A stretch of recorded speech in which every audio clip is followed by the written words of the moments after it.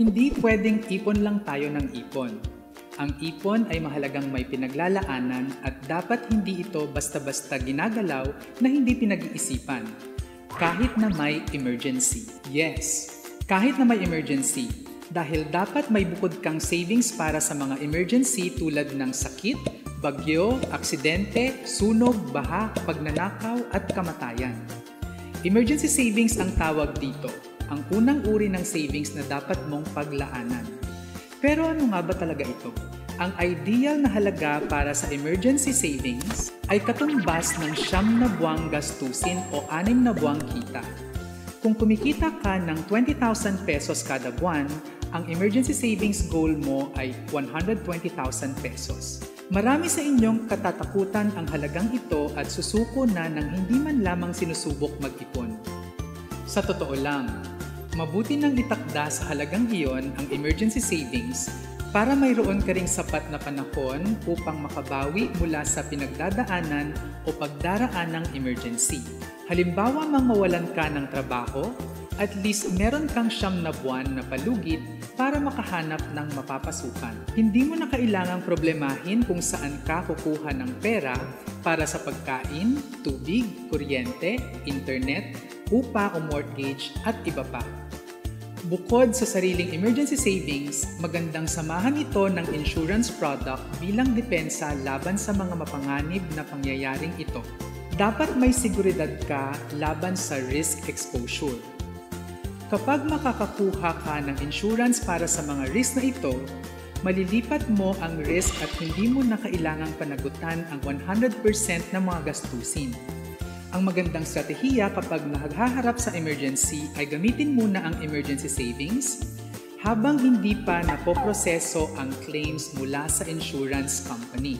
Kapag natanggap na ang claim mula sa insurance company, agad nang maglagay muli sa emergency savings. Marahil marami ang mahihirapan sa pag-iipon ng emergency savings. Madali lang naman ito kung susundin ang aking 5-15-20-60 budgeting rule at itabi ang iyong 13th month pay for 2 years. Ang 5-15-20-60 budgeting rule ay isang budgeting strategy kung saan ang iyong kita ay hahatiin mo sa 5% para sa insurance, 15% para sa emergency savings, 20% sa mga utang o amortization, at 60% sa monthly expenses. Ang tanong ay saan ba dapat ilagay ang emergency fund? Ang pinaka-common na pinaglalagyan ng emergency fund ay isang regular savings account na may ATM. Ito ay para sakaling magkaroon ng emergency, agad na may maaari kang ma-withdraw. Tandaan na ang main purpose ng emergency savings mo ay hindi upang ikaw ay kumita ng limpak-limpak na salapi. Ang main purpose nito ay accessibility in times of emergency. Ibig sabihin, always ready ang pera. Ikalawa, pwede din namang ilagay sa time deposit ang emergency fund. Contrary to popular belief, hindi mababawasan ang pera mo kapag ni-withdraw mo ang time deposit na hindi nagtatapos ang term. Lumiliit lang ang interest na kikitain nito. Ikatlong option ay ang MP2 ng Pag-ibig. Ang Pag-ibig ay ang National Savings and Affordable Savings Program ng gobyerno. Mas sikat lang ito as provider of home loans kaysa National Savings Program ng gobyerno. Ang MP2 naman ay isang savings account kung saan ang mga miyembro ng Pag-ibig ay hinihikayat na mag-impok gamit ito. Para itong time deposit na may 5 years na term.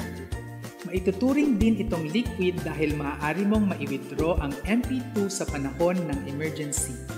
Ang downside nito, hindi sing accessible tulad ng bangko. Pwede ring ilagay sa government bonds or treasury bills ang iyong emergency fund. May mga retail bonds na ang gobyerno na maaaring makapagsimula sa halagang 10,000 pesos lamang. Dapat matutunan kung papaano bumili at magbenta ng government bond or treasury bill bago ito pasukin para malaman kung ano-ano ang mga prosesong dapat pagdaanan sakaling kailanganin ito ng ibenta. Ikalima ay maaari din ilagay sa money market fund or bond fund ang emergency savings. Pwede itong makuha in the form of UITF or mutual fund. Huwag papasilaw na ilagay ito sa equity funds. Magalaw kasi ang equity funds compared sa money market funds or bond funds. May tsansang baka maliit ang fund value ng equity fund at doon tatamaan ng sakuna o emergency. Ang pinakamagandang estratehiya ay hatiin ang emergency fund sa savings sa regular ATM at sa ibang options na nabanggit. Halimbawa ay ang 3 months worth of savings sa regular ATM at ang other 3 months worth of savings ay sa ibang option na pwede itong kumita. Sa totoo lang, mas maganda na habang maaga pa o di kaya'y habang maliit pa ang sweldo, ay umpisahan na ang pagkakaroon ng emergency savings. Nang sa gayon ay hindi ka mahirapan habulin ang halaga ng iyong emergency savings in the future. Daig daw ng maagap ang masipag, sabi nila. Pero mas maganda kung maagap na, masipag pa. Di ba, Porky?